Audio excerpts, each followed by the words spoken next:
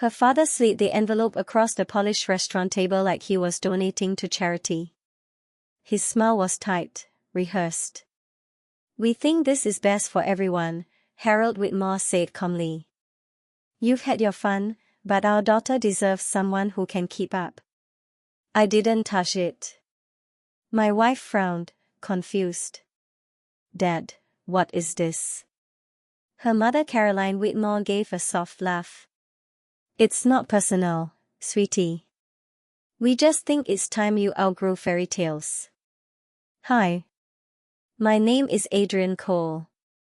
I've been married to Sophia Cole for 3 years.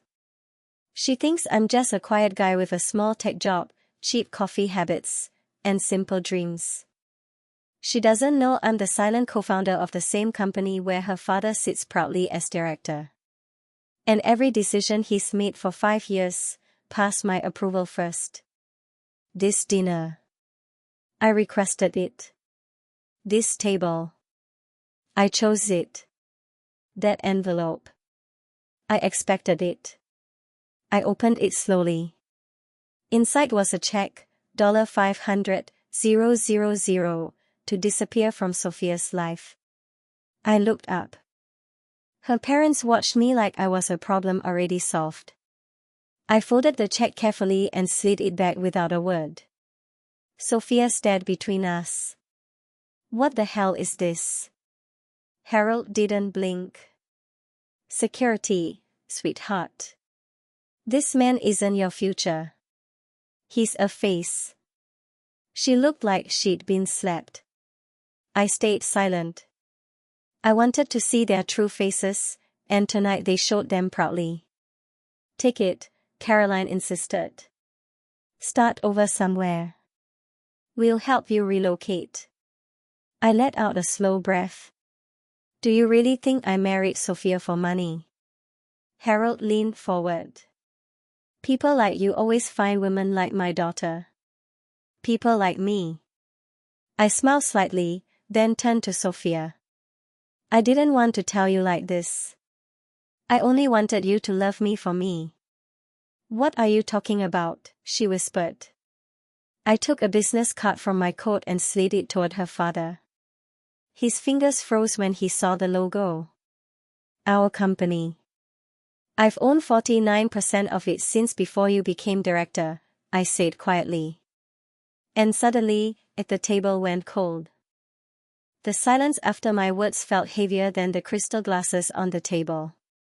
Sophia stared at me like she didn't know whether to laugh or cry. Her father Harold Whitmore went pale, his confident smile cracking for the first time. "You're lying," he muttered. I raised an eyebrow. "Would you like me to quote the Articles of Incorporation? Or maybe remind you who approved your bonus restructure last quarter?" His mouth opened, then closed. Sophia picked up the business card with trembling fingers. 49%. "Adrian, what is this?" Her mother Caroline laughed nervously. "This is ridiculous. You're joking. You're just a barista or something." "That's what you saw," I said calmly. "Because that's what I allowed you to see." I turned to Sophia. I stayed quiet because I wanted one part of my life that wasn't about money, power, or people treating love like a contract. Harold finally leaned forward again, anger replacing shock. "If this is true, then why come here at all?" I met his eyes. "Because I wanted to see who you were when you thought I was beneath you." He slammed his hand on the table. "You humiliated us." "No," I said softly, standing up. "You did that yourselves." I looked at Sophia. "Ready to go?" We left the restaurant in silence. Halfway home, she finally spoke. "You were going to keep this from me forever." "No," I said. "But I wasn't going to tell you while your father tried to buy me off like a seasonal intern." She looked out the window, hurt and confused. "I don't know what to feel." "Start with the truth," I said gently.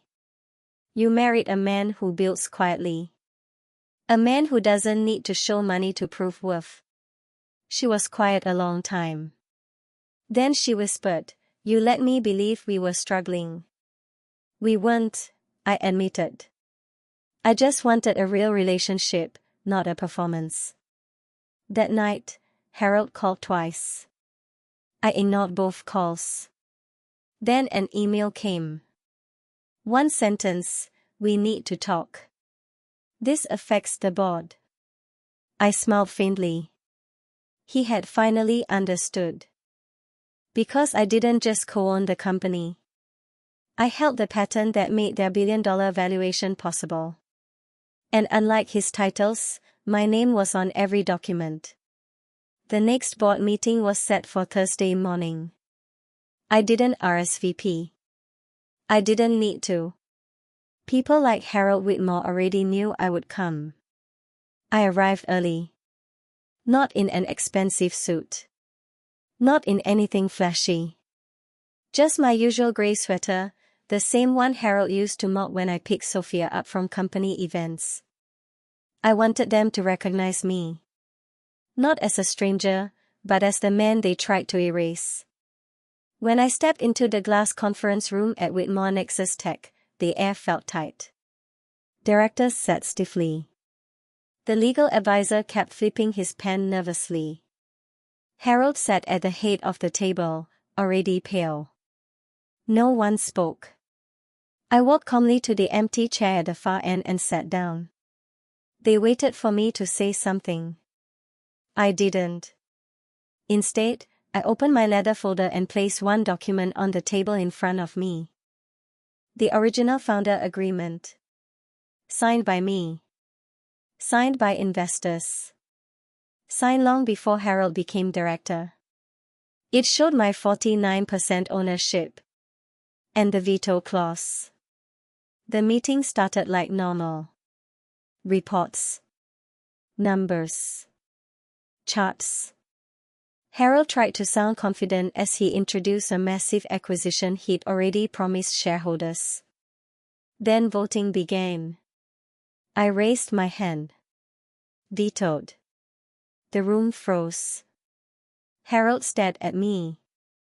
"Adrian, this acquisition is strategic. We already announced it." "You announced it," I replied calmly. "Without consulting a co-founder. Without a board vote. And without reading clause 17. 3. The legal advisor stopped breathing for a second. He knew I was right. One director whispered, "This puts us in breach of disclosure laws." I leaned back. "I'm not here to sing the company. I'm here to protect it." Harold clenched his fists. "You're making this personal." "No," I said quietly. "You made it personal when you tried to buy me away from your daughter." Silence filled the room again. Finally, a younger board member spoke. "Maybe it's time we stop treating Mr. Cole like a threat, and start recognizing him as a partner." I stood slowly. "Good," I said. "Because starting today, I'm no longer silent." And for the first time, Harold realized the quiet man he dismissed was now the one steering the company. Monday morning at exactly 9 a.m., the press release went live. At Whitmore Nexus Tech, every employee received the same email. Adrian Cole appointed co-CEO after strategic board restructuring. My phone exploded with messages. Old classmates, former co-workers, even cousins of Sophia who once joked she married down. Suddenly their tone had changed. I wasn't invisible anymore. I walked into headquarters without a badge. The receptionist stood up in shock when she saw me heading toward the executive elevator. News travels fast in glass buildings. Inside the elevator stood Harold Whitmore alone. 5 floors passed in silence. Then he said quietly, "You think you've won?" I kept my eyes forward. "This was never a game." He scoffed. You humiliated me. I turned slightly. No. You did that when you confused quiet for weakness. The doors opened. I stepped out first. That day, I made two decisions. First, I rehired the junior developer team Harold had laid off last quarter just to make the balance sheet look prettier. They had built half the infrastructure we relied on. Second, I reassigned Harold to a non-voting advisory role. Still respected. Still paid. But no longer inside real decision rooms. He didn't argue. Because he knew. The man he tried to buy off at dinner now signed off on his office access. That evening, Sophia met me on the rooftop where we used to talk about dreams bigger than rent and noodles. The skyline glowed orange behind her. She leaned against the railing. You really were going to keep this secret forever? No, I said. I just wanted to be loved without titles. She nodded slowly. You let me believe we were struggling. We weren't, I admitted. I just wanted something real. She reached into her coat and pulled out the dinner envelope, still sealed. I never opened it. I took it, looked down at the offer meant to erase me, and tore it in half. Not for drama. Because it never mattered. Sophia smiled faintly. Still the quiet whine. I shook my head. Not anymore. Across the skyline, our company lights glowed brighter than ever. For the first time, my name wasn't hidden in the shadows.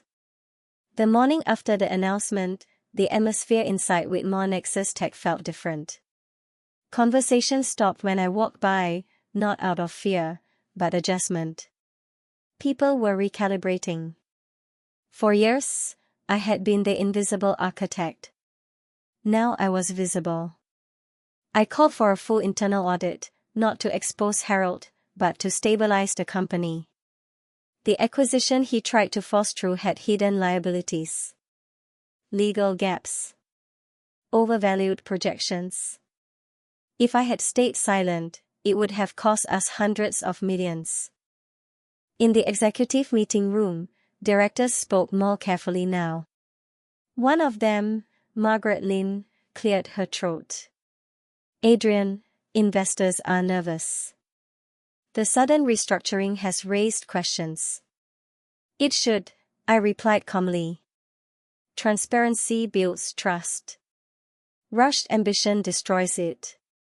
Across the table, Harold sat quietly in his new advisory seat. No head of the table. No final word. Just a chair slightly off-center. For the first time, he looked smaller. Later that afternoon, I received a call from our largest institutional investor. They wanted reassurance. I didn't offer charm. I offered numbers. I walked them through the patent portfolio, the encryption protocol I personally designed 5 years ago. The one responsible for securing enterprise contracts that drove our billion-dollar valuation. When the call ended, the investor simply said, "We didn't realize how much of this was you." That was the point. By evening, market confidence stabilized. But power transitions are never clean. Harold requested a private conversation. We met in the same conference room where he once dominated. You could have destroyed me, he said quietly. I still can, I answered evenly. But that's not the goal. He looked at me differently now. Not as a face. Not as an outsider. As leverage. You're taking control piece by piece, he said. No, I corrected. I'm taking responsibility. He exhaled slowly. And what happens to me? That depends, I said, standing. On whether you choose to protect this company, or your pride. For a long moment, he didn't respond. Because for the first time in years, he wasn't negotiating from power. He was negotiating from consequence. The next week tested everything. Rumors spread fast inside Whitmore Nexus Tech. Some employees whispered that I was planning a purge. Others believed Harold would somehow reclaim control. Neither was true. I wasn't here to destroy the company. I was here to protect it. But protecting something means making hard choices. On Monday morning, I announced a restructuring plan. No dramatic speeches. No threats. Just facts. Departments with inflated budgets were corrected. Contracts signed without proper review were frozen. And the junior engineering team Harold had laid off for cost efficiency was rehired immediately. That decision alone changed everything.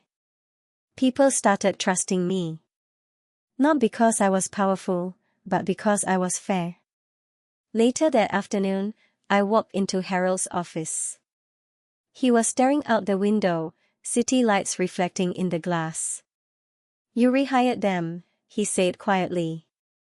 "They built our core system," I replied. "Loyalty deserves loyalty." He nodded slowly. For the first time, there was regret in his voice. "I thought profit mattered more than people." "It doesn't," I said. "Not in the long run." That evening, Sophie met me on the rooftop of our building. The same place where years ago we talked about dreams bigger than rent and instant noodles. She looked tired, but relieved. "I still don't know everything about you," she admitted. I smiled gently. "You know the part that matters." She hesitated. "Why didn't you tell me sooner?" "Because I needed to know you love me without the company name attached," I said. "Without money changing how people treat me."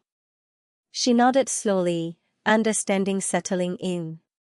Then she handed me the envelope her parents had offered that night. "Still sealed." "I kept it," she said. "To remind myself what they almost did." I took it, looked at it one last time, and tore it in half. Not out of anger. Out of closure. Behind us, the lights of Whitmore Nexus Tech glowed across the skyline, steady, bright, alive. Sophie leaned into my shoulder. "What happens now?" I looked out over the city. "Now," I said quietly, "we build something honest. Because power is loud when it arrives, but real strength is quiet when it stays." The next week tested everything.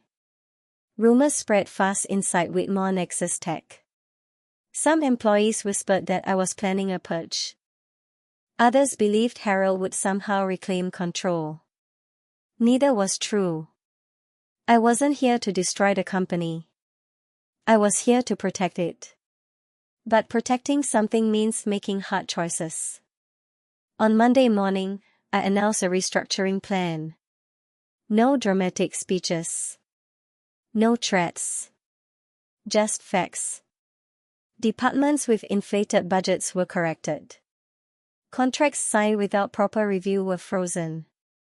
And the junior engineering team Harold had laid off for cost efficiency was rehired immediately. That decision alone changed everything. People started trusting me. Not because I was powerful, but because I was fair. Later that afternoon, I walked into Harold's office. He was staring out the window, city lights reflecting in the glass. "You rehired them," he said quietly. "They built our core system," I replied. "Loyalty deserves loyalty." He nodded slowly. For the first time, there was regret in his voice. "I thought profit mattered more than people." "It doesn't," I said. "Not in the long run." That evening, Sophie met me on the rooftop of our building.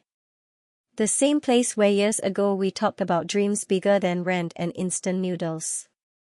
She looked tired, but relieved. "I still don't know everything about you," she admitted. I smiled gently.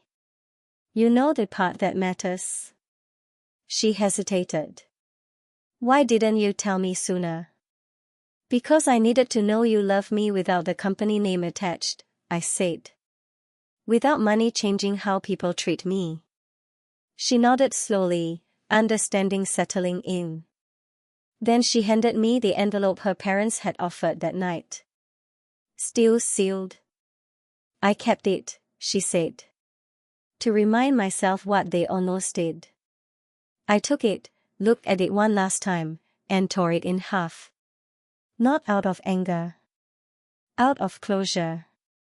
Behind us, the lights of Whitmore Nexus Tech glowed across the skyline, steady, bright, alive. Sophie leaned into my shoulder. What happens now? I looked out over the city. Now, I said quietly, we build something honest.